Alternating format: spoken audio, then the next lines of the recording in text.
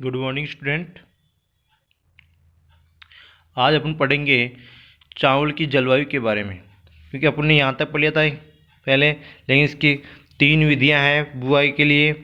वो अलग अलग देखो समय कौन सा है। इसमें देखो चावल की फसल मुख्यतः तीनों ऋतुओं में बोई जाती है, लेकिन चावल को मुख्य रूप से खरीफ ऋतु में उगाया जाता है। जब मैंने आपको सारी फसलों की बॉटनिकल लिखवाए थे, तब मैंने इस चावल को खरीफ फसलों में लिखवाया था। फिर चावल की फसल को गर्म व आर्द्र जलवायु की आवश्यकता होती है तथा इसकी वृद्धि के लिए उपयुक्त तापमान 25 से 30 डिग्री सेंटीग्रेड होता है तथा औसत तापमान मतलब एक पर्टिकुलर पूछा जाता है तो वो होता है 20 से 25 डिग्री सेंटीग्रेड। अब आता है चावल की बुआई की विधियाँ। विधियों में देखो अपने एक तत्व है ऋतु, दूसरी तरफ बुआई का समय, तीसरी तरफ है कटाई का समय। खरीफ, जो चावल की खरीफ ऋतु में जो फसल बोई जाती है उसको अपन अस के नाम से जानते हैं। बुआई का समय है मई जून, कटाई का समय है सितंबर अक्टूबर। फिर रबी में जो फसल बोई जाती है उसका बुआई का समय जो बुआई होती है उसे अपन बोलते हैं अमन। बुआई का समय होता है जून जुलाई और कटाई का समय होता है नवंबर दिसंबर। जबकि बसंत जो बसंत का मतलब जायद ऋतु में जो फसल बोई जाती है उसको अपन बोलते हैं बोरो के नाम से, और बुआई का समय होता है नवंबर दिसंबर और कटाई का समय होता है मार्च अप्रैल। अब इसका सीधा सा ट्रिक यही है कि इसको किस प्रकार से याद किया जाए कि ये आसानी से अपन को याद हो जाए। तो इसकी ट्रिक होती है मजनू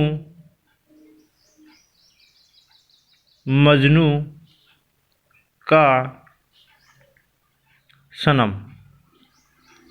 मजनू का सनम, मजनू तो आ गया इसमें बुआई का समय और सनम आ गया इसमें कटाई का समय।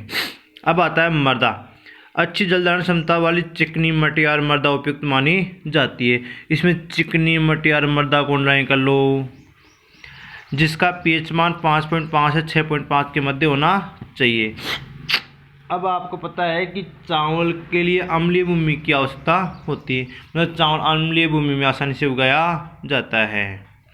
फिर है नोट डाल के मैंने रिक्वायर रखा है चावल के फल का प्रकार कैरियोप्सिस, जबकि पुष्पक्रम पेनिकल कहलाता है। अब यहाँ तक तो मैंने आपको गेहूं में भी ये लिखवाया था कैरियोप्सिस, फिर है जौ में भी ये लिखवाया था। अब यहाँ पे भी चावल का फल का प्रकार कौन सा है, कैरियोप्सिस, लेकिन पुष्पक्रम यहाँ पे देखो चेंज हो गया। पुष्पक्रम क्या हो गया, चेंज। पुष्पक्रम को अपन बोलते हैं पेनिकल। पुष्पक्रम को अपन क्या बोलते हैं, पेनिकल। चावल के पुष्पक्रम को पेनिकल बोला जाता है।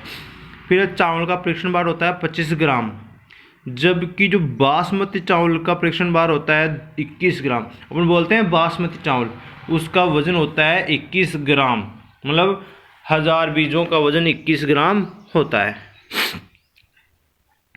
अब आता है चावल में बोने पल के लिए जिम्मेदार जीन कौन सा होता है, डीजीयू जीन। इसको ऑनलाइन कर लो डीजीयू जीन को, और यहाँ पे 21 ग्राम को ऑनलाइन कर लेना। ये कई बार पूछा गया है जेट में कि बासमती चावल का परीक्षण भार कितना होता है या चावल में बोनेपन के लिए जिम्मेदार जीन कौन सा होता है। अब आता है पर्लिंग या लेह। ये क्या होता है कि अपन धान की रोपाई करनी होती है जिस खेत में, तो उस खेत में जो मिट्टी के ढेले होते हैं उनको क्या किया जाता है, तोड़ा जाता है। और तोड़ा कब किया जाता है, उसमें पानी भर के उस खेत में पहले क्या भर दिया जाता है, पानी भर दिया जाता है, और उसमें फिर पडलर यंत्र चलाया जाता है। क्या चलाया जाता है, पडलर, जिससे मिट्टी कैसी होती है, गुदगुदी हो जाती है, मतलब लुगदे के समान हो जाती है। इसमें देखो धान के खेत में पानी भरने के बाद हल चलाया जाता है, जिससे मिट्टी के भारी कण टूटकर दलदल के रूप में परिवर्तित हो जाते हैं।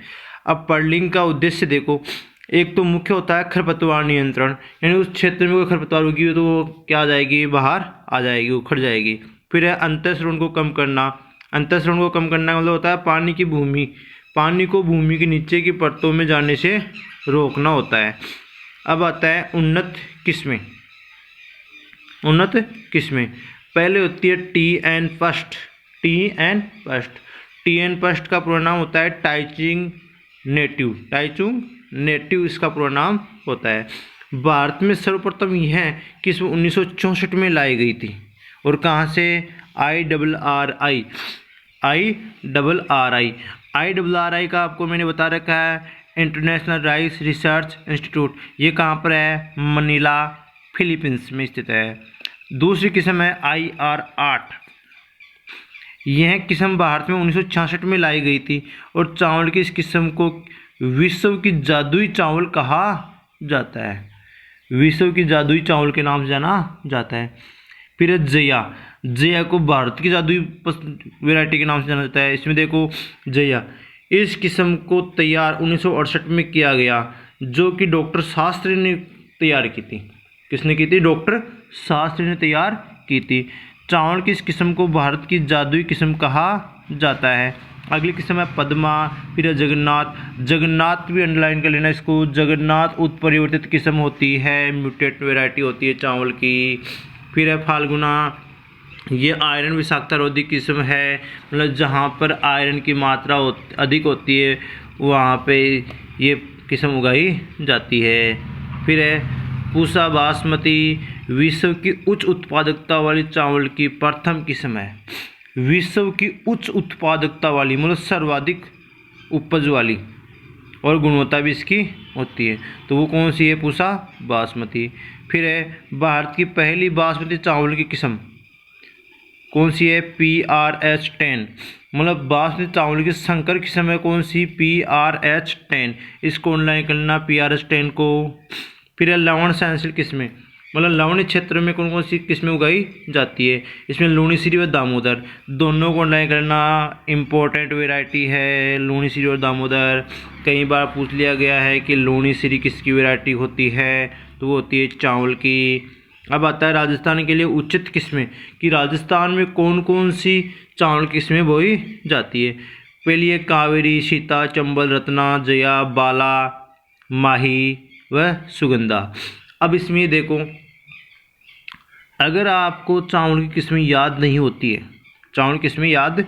होती है, तो इसके लिए पर्टिकुलर 12th बेस पे एक फंडा होता है।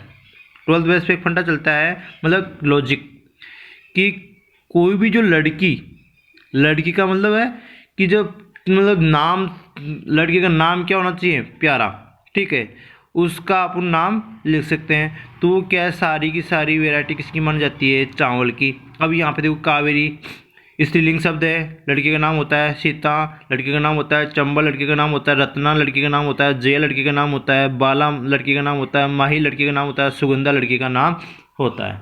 मतलब स्त्रीलिंग शब्द होते हैं, वो सारी की सारी कौन सी वैरायटी हो गई? चावल की वैरायटी हो गई। अब चावल की सिद्धि बुआई हेतु उपयुक्त किस्में कौन सी है? बाला व पूसा 2-21, इनको अंडरलाइन कर लेना, बाला व पूसा 2-21 को। फिर है कम पानी चाहने वाली चावल की किस्में, देखो शुष्क सम्राट, मतलब शुष्क सम्राट ऐसी वैरायटी है जिसको कम पानी वाले क्षेत्रों में उगाया जा सकता है। फिर है BK 79, इसमें देखो बासमती गुणों से युक्त लंबे व पतले दाने वाली बोनी किस्म है, मतलब बासमती चावल की बोनी किस्म कौन सी है? BK 79। इस किस्म में कीट व रोगों का प्रकोप बहुत कम होता है, मतलब इस वैरायटी में ना तो रोग लगते हैं और ना कीट लगते हैं, और होते हुए तो ना के बराबर होते हैं। फिर है हीरा, चावल की किस्म में अन्य किस्मों की अपेक्षा प्रोटीन सर्वाधिक पाया जाता है। अब चावल में प्रोटीन होता है, मैंने आपको बताया 6 से 7%, लेकिन जो चावल की हीरा किस्म है इसमें 11% तक प्रोटीन पाई जाती है।